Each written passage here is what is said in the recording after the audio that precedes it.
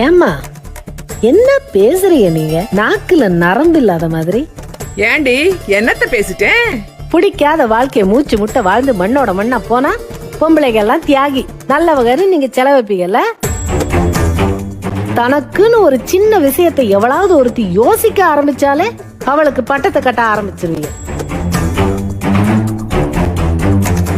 அவ நடத்தைய கொச்சப்படுத்தி, அவ பேசுனா அவ பேசுறத கொச்சப்படுத்தி என்னென்னமோ கதை கட்டிருவீங்கல்ல. என்னமா தான் இப்படி இருக்கீங்களோ தெரியலையே.